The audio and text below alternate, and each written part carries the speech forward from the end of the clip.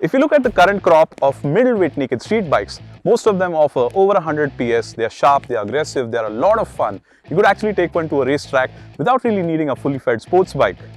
But at the same time, they are getting expensive. And that's besides the fact that they can be quite a handful for somebody upgrading from say a 40-50 PS single or twin cylinder motorcycle.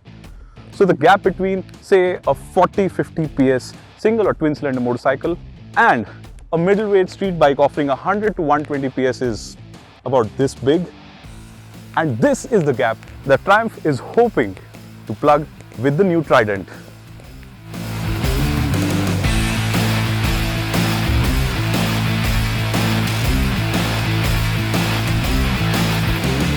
The first thing that you notice about the Trident is how compact this motorcycle is. It's really small, literally say the size of a 390 Duke, and I like the styling as well.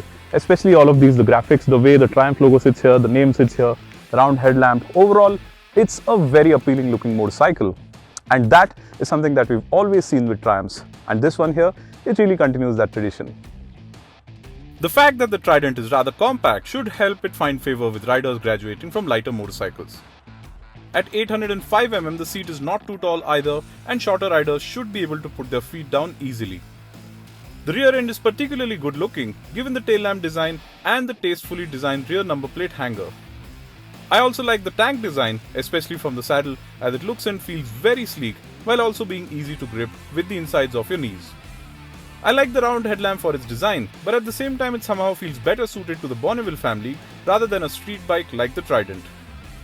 Same goes for the instrument cluster, which while nice looking, looks a little retro with its round shape.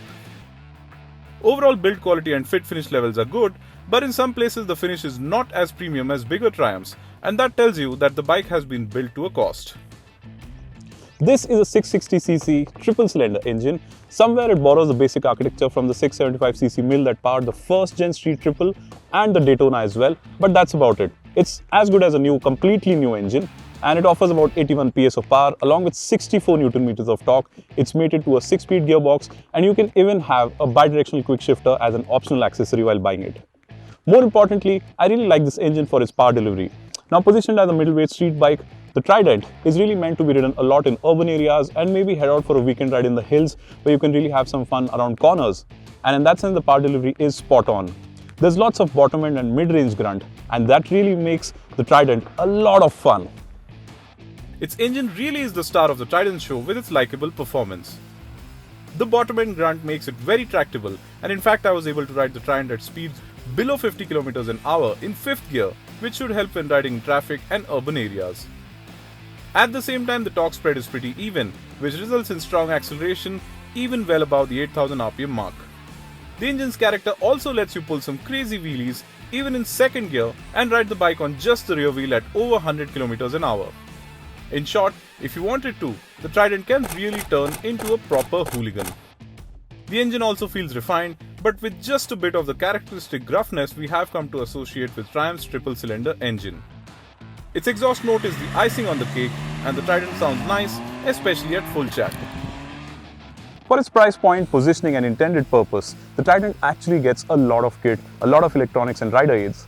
It's got ride-by-wire, which brings with it rain and road riding modes. You've got traction control that can either be adjusted or switched off for those wheelies. And then you've got a Bluetooth connectivity module that will let you pair your smartphone, control your GoPro through it, and offer navigational directions as well. This is the level of equipment you'll find on motorcycles a segment above the Trident. And while aids like traction control and riding modes will make for an excellent safety net for inexperienced riders, the Bluetooth connectivity is a feature that will be certainly appreciated too. I use the navigation by downloading the My Triumph app on my phone and syncing it to the motorcycle via Bluetooth, and it worked well to offer directions, though it seems to have a few bugs and needed to be reset a couple of times through the day. Triumph has used a tubular frame on the Trident, and that's in the interest of keeping weight low, and the curb weight of this motorcycle is 189 kilos. Besides that, in terms of the suspension, it's got separate function forks from Showa up front, not adjustable, but a monoshock that is adjustable at the rear. And overall, I think the ride and handling package is quite engaging. It's interesting in keeping with what this motorcycle is meant to do. Of course, it runs on Michelin Road 5 tires, and I do like the grip levels they offer. A lot of riders today will scorn at the mention of non-adjustable front suspension on a motorcycle with sporty intent, but the Trident's separate function forks are very impressive. They offer a good balance between ride and handling, as the front end feels confident and planted around corners, and at the same time, the forks also soak up broken roads rather well. The Trident also feels quick to turn into corners or change direction, which adds to its likable manners on the road. The Michelin Road 5 tires offer good grip on most occasions, but when pushing hard around corners, at times I did feel the need for more grip.